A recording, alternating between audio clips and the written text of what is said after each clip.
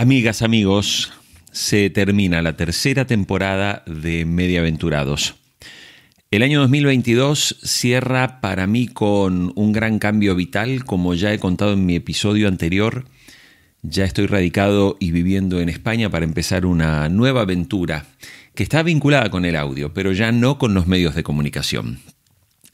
Y para cerrar este episodio, entrevisté a una compañía que nació en la ciudad de Tel Aviv, en el Estado de Israel. Se llama Browse y es una empresa que se dedica específicamente a ayudar a los publishers, a los medios de comunicación, para que puedan optimizar mejor la publicidad digital que cuentan en sus sitios web. Mediaventurados Podcast, temporada 3. La transformación. Presentado por Jorge Haley.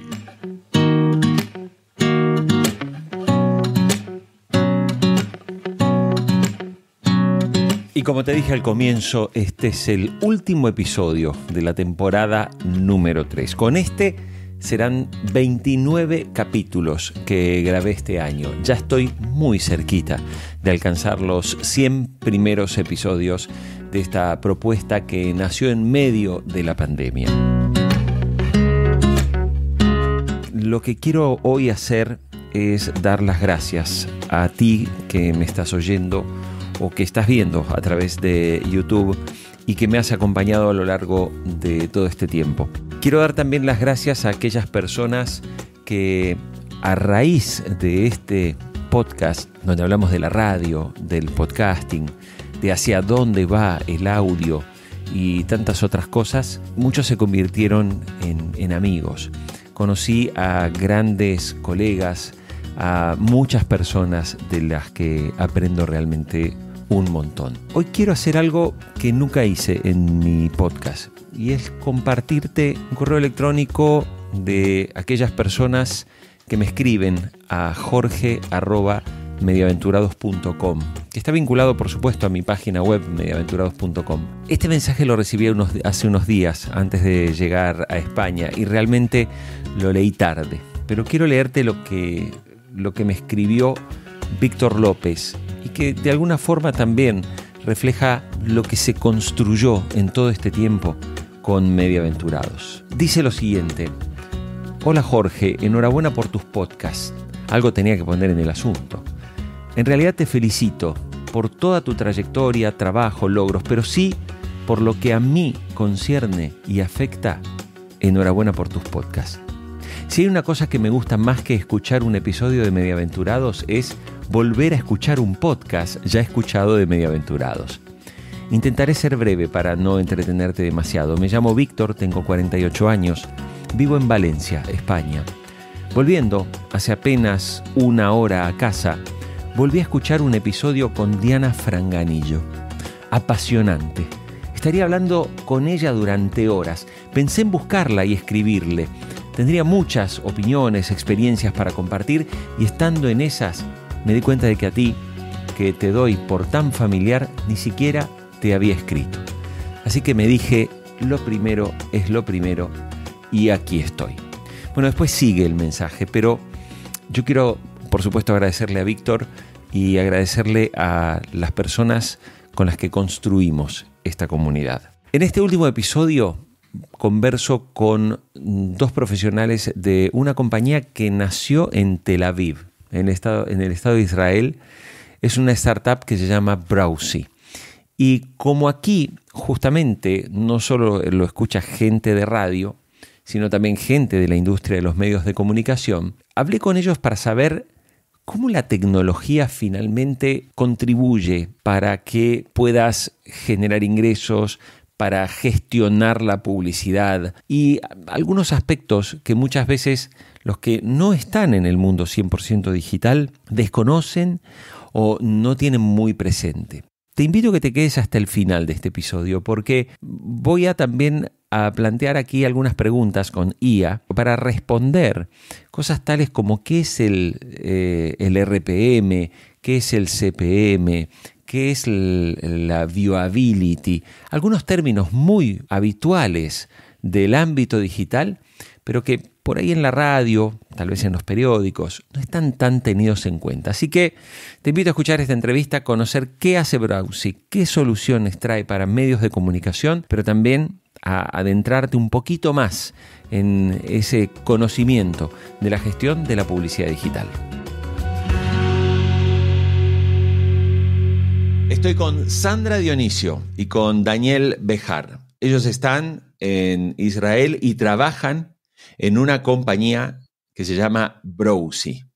Y para empezar, Daniel, ¿qué es Browsy? ¿Qué necesidad descubrieron ustedes que tenía, digamos, el mundo digital para el nacimiento de Browsy? Browsy nace básicamente por la necesidad de entrar a la nueva era de monetización en el área digital, ¿no? Hay algo que está sobreentendido, que es que siempre los cambios toman cierta cantidad de tiempo para hacerse efectivos, y así como hemos pasado de periódicos impresos a periodismo digital, la publicidad también tiene que, de cierta manera, adaptarse a las tecnologías de hoy en día, ¿no? Entonces, básicamente lo que está haciendo Browsy es entendiendo, por medio de la inteligencia artificial, de que cada usuario que llega a una página web, específicamente para el foco de Browsy es las páginas de noticias, ¿no? Pero cada usuario que llega a una página web tiende a comportarse de manera distinta, ¿no? Y hay muchos factores que pueden cambiar cómo un usuario se comporta en una página. No es únicamente quizás desde qué equipo estás navegando, puede ser móvil, puede ser el ordenador, depende también cuántos píxeles hay en la pantalla, depende también cuál es tu velocidad del internet, y quizás inclusive si es una nota de opinión o si es una noticia. Y básicamente lo que hace Browsy es entender más de 150 data points que nos dicen exactamente cómo tenemos que servir una experiencia publicitaria personalizada en tiempo real. Sandra, Browsy, como cuenta Daniel, claro, nace y evidentemente tiene un servicio muy pensado para el mundo de los medios de comunicación. ¿Cómo es que Browsy llegó a empresas como CNN o al grupo Hearst, uno de los más importantes de comunicación, de medios de comunicación de los Estados Unidos? ¿Cómo es que llega Browsy y hoy tiene como clientes a semejantes marcas? Bueno, yo creo que lo que hizo Browsy fue romper la idea de que todos los lectores, como decía Daniel, nos comportamos igual. Y estas grandes marcas se dieron cuenta, no puedo tratar a mis lectores todos como la misma oveja, sino cada uno se comporta de una forma diferente y por ende su user experience la tengo que tratar de forma personalizada. Y eso es lo que hace Browsy. Toma cada lector, no importa en qué parte del mundo esté, que entra a CNN o cualquiera de estos periódicos importantes y pone el ad donde debe ir. Esto nos asegura que tengan una viewability. Esto al final todas las empresas necesitan monetizar, y antes tenían promedios de viewability y hoy están teniendo, gracias a Browsy, un viewability asegurado, que eso se traduce a un revenue asegurado. Cuando la gente escucha términos que no entiende, lo mejor es preguntar y decir, oye, explícame de qué se trata esto, así entiendo de lo que me estás hablando para poder avanzar. Sandra, ¿qué es la viewability?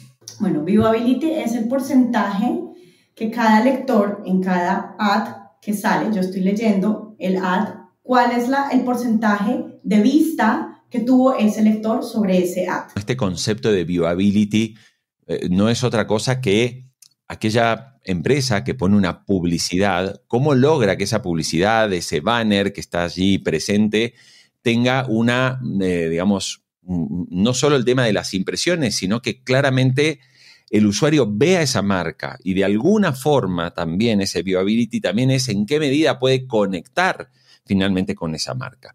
Daniel, tú hablabas de 150 data points, ¿no? ¿Qué son estos data points para entender? tengo una página web de una empresa de radio, como puede ser rcnradio.com, como puede ser cadenaser.com en España o BioBio en Chile. ¿Qué son esos data points? ¿Y se puede dar alguna precisión de algunos de ellos en qué consisten?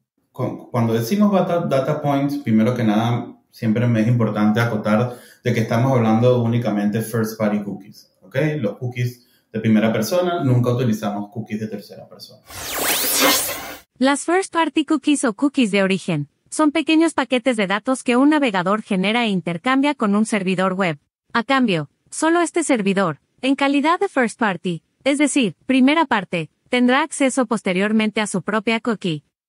Esto hace que navegar por Internet sea más agradable para el usuario, ya que la página web lo reconoce al ingresar y aplica automáticamente las configuraciones y los datos de inicio de sesión deseados. Pero, ¿exactamente a qué se refieren los data points? Se refiere a diferentes aspectos de cada uno de los usuarios que son los que nosotros tomamos en cuenta para entender de qué manera tenemos que personalizar la experiencia publicitaria del lector. Los 150 data points que menciono, a mí se me hace más fácil explicar cuál es toda esa data que nosotros entendemos en 4 categorías. La primera categoría tiene que ver con todo lo relacionado a la estructura del artículo, ¿no? Por ejemplo, qué tan largo es el artículo, cuántos párrafos tiene, dónde están ubicadas las imágenes, dónde están ubicados los videos, el título, el subtítulo, etc. Todo lo que tiene que ver con la estructura de la página es lo primero que tomamos en cuenta.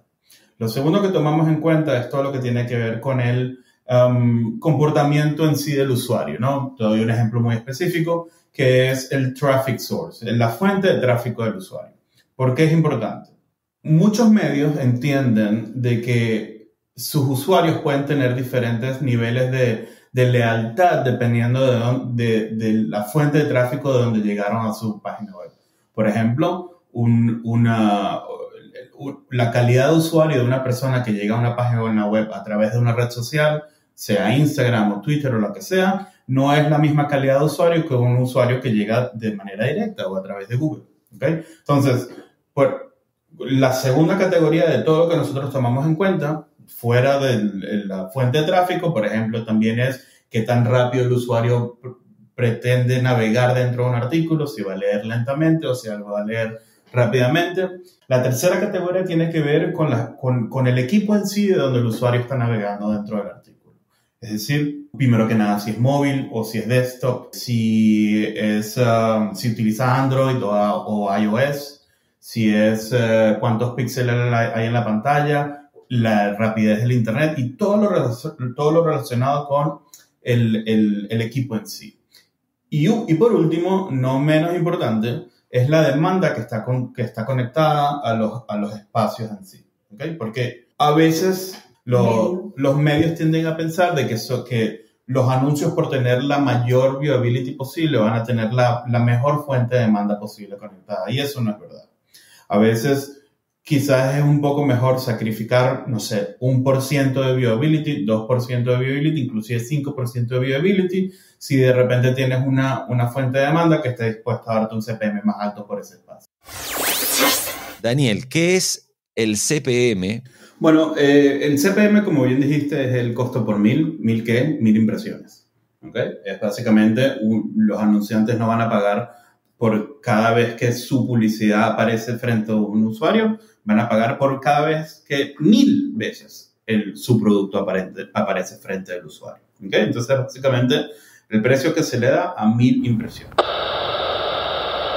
Este podcast está alojado en todas las plataformas de podcasting, las más tradicionales, pero además tiene una página web que se llama mediaventurados.com. Gracias a Eduardo José, mi buen amigo y dueño de unwebmaster.com, gracias a él está funcionando, posiciona bien en SEO, carga rápido, los audios van del carajo, realmente carga súper rápido, probala cuando entras a mediaventurados.com. Como me hizo la página web a mí, yo te invito a que si vos querés hacer tu página web, estás haciendo tu podcast y querés tener un buen espacio de alojamiento para tu audio, aparte de las plataformas, eduardo@unwebmaster.com. Envíale un correo de parte mía, de Jorge Haley de Mediaventurados, que te va a hacer un diagnóstico gratuito.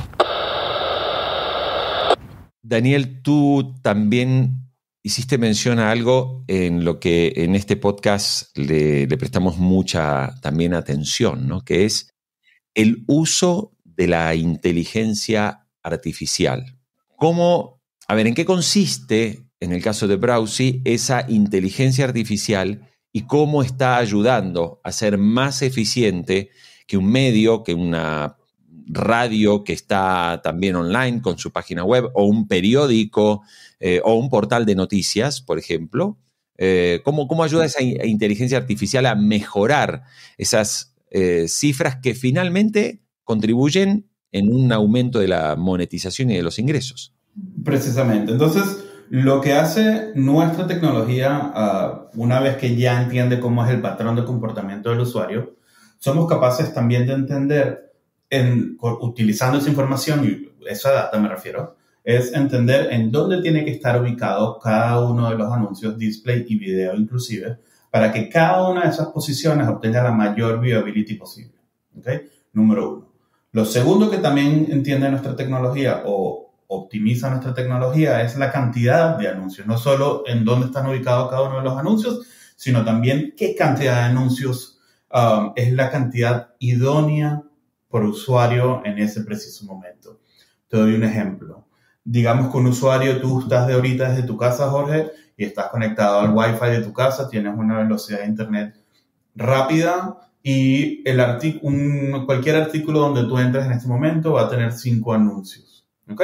Un máximo de 5 anuncios. Ahora, mañana estás en el campo, lejos de una torre de internet, con una velocidad del internet lento, y nuestra tecnología va a entender que la mejor manera para monetizarte a ti en este preciso momento que tienes un internet lento, ¿ok?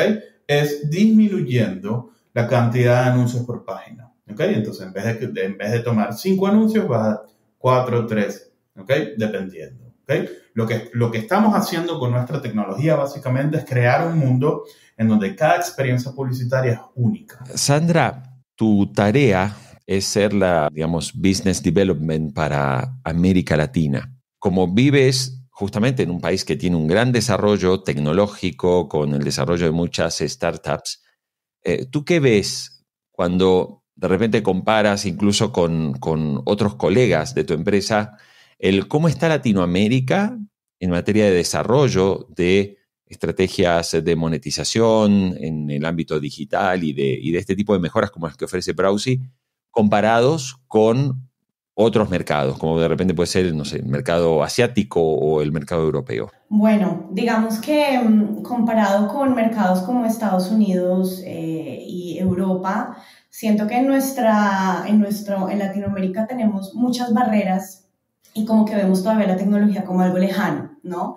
Muchos te responden como, incluso es chistoso, como tenemos el mejor viewability, ¿no? Como que ni siquiera les da la curiosidad, pero también, por otro lado, hay muchos que sí dicen, oye, mira, sí me encantaría saber esto de qué se trata, y sin ninguna pena preguntan, así no entiendan. Yo creo que el reto más importante es decir que la tecnología es algo que todos estamos aprendiendo. Cuando tú le dices a un asiático, me contaba mi compañera que maneja ese territorio, decía, ellos me preguntan, ¿y qué es viewability? ¿Y qué es? Sin ninguna pena, y son medios grandes. Entonces, yo creo que en nuestro amado territorio es bastante interesante, no importa si es vicepresidente, no importa si es la persona de programática, perder esa barrera y ese miedo a no saber, creo que es lo que nos hace grandes. Y una ventaja que tiene Latinoamérica es que nosotros aprendemos rápido. Daniel, ¿la solución de Browsy está pensada para la gestión de la publicidad programática, para la gestión de la publicidad directa o para todo?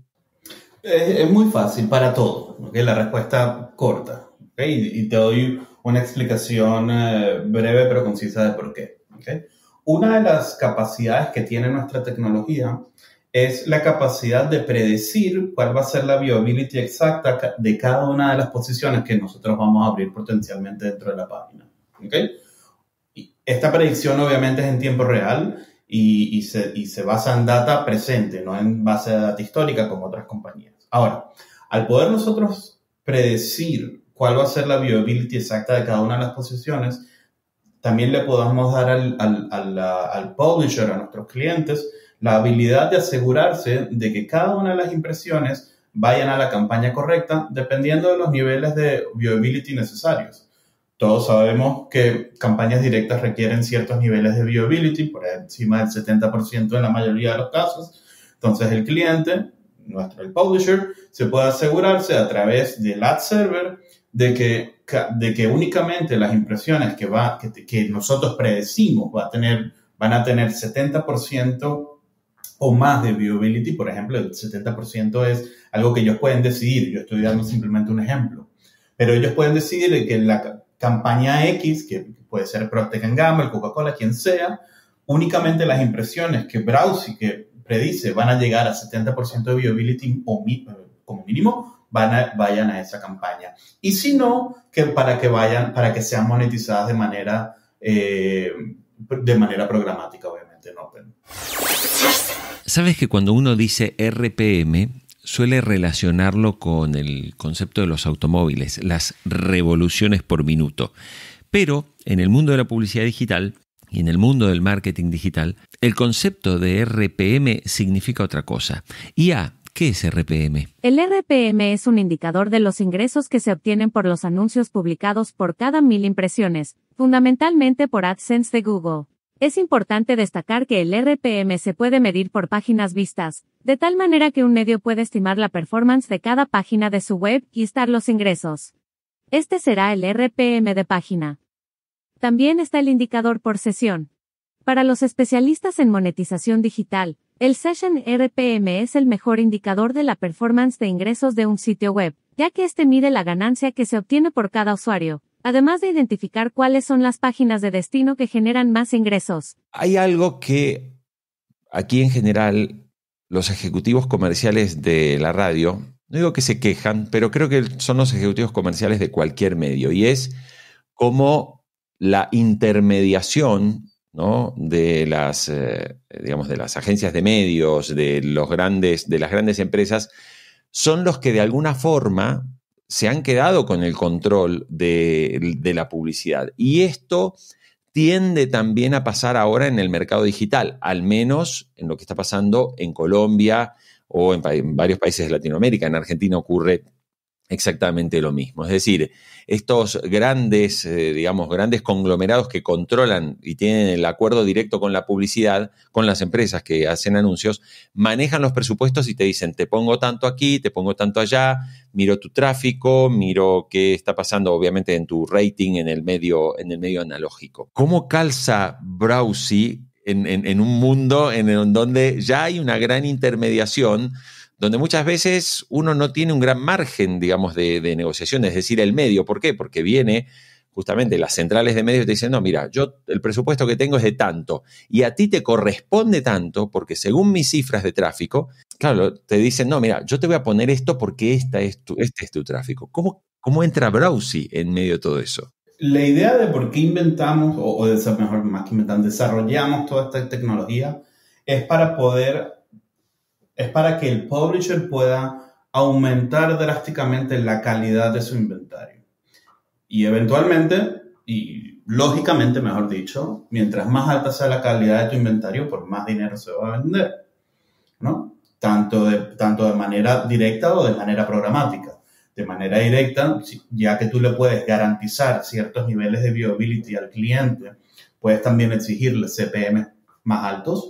Y de manera programática, una vez que también tienes niveles de viewability más altos, la subasta, que es de la manera en que se venden las impresiones programáticas, obviamente al tener mayores niveles de viewability, los bids, ¿cómo se dice bids en español? Las apuestas van a ser más altas.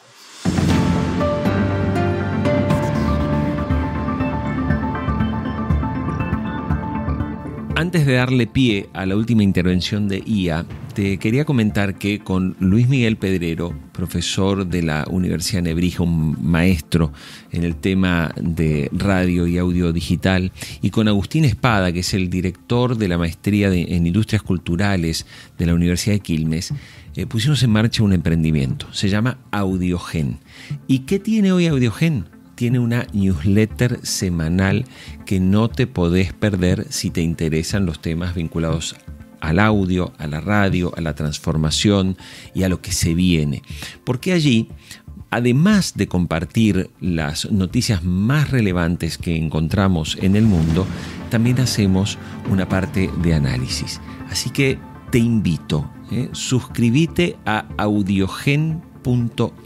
Ingresá a la página web y allí vas a encontrar el enlace para suscribirte con tu correo electrónico y recibir una vez por semana una newsletter de 10 minutos, 15 minutos de lectura para saber lo que está pasando y para orientarte en el audio que viene.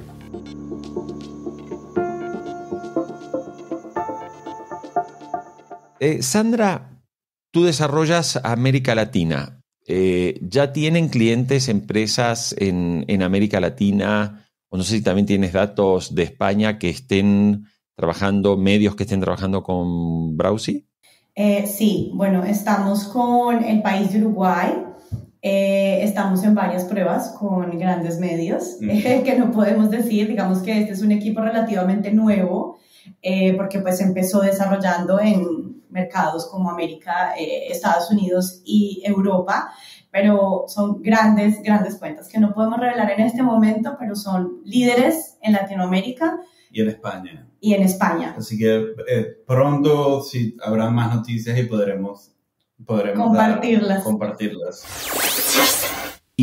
Hay un término poco conocido en general que se conoce como IVT o IVT, que es el tráfico inválido. ¿De qué se trata este concepto? El tráfico no válido, en inglés IVT, es el término técnico para la publicidad de impresiones que se generan por bots, o cualquier forma de tráfico no humano. IVT suele confundirse con fraude publicitario, pero no todo el tráfico inválido es malicioso. Pero para los gestores de sitios web que generan ingresos por publicidad, es importante tener estos datos, de tal manera que los clientes que invierten en avisos tengan toda la información que cuide el gasto publicitario del cliente y que las impresiones de los avisos sean válidas y visibles. Claro, bueno, el tema de IVT o Invalid Traffic es un tema que la gente tiene que entender que no necesariamente proviene del intento de hacer fraude, ¿no? Tráfico inválido se refiere inclusive a las veces que Google está poniendo crawlers en tu página para entender diferentes métricas de Lighthouse, para ser más preciso, ¿no?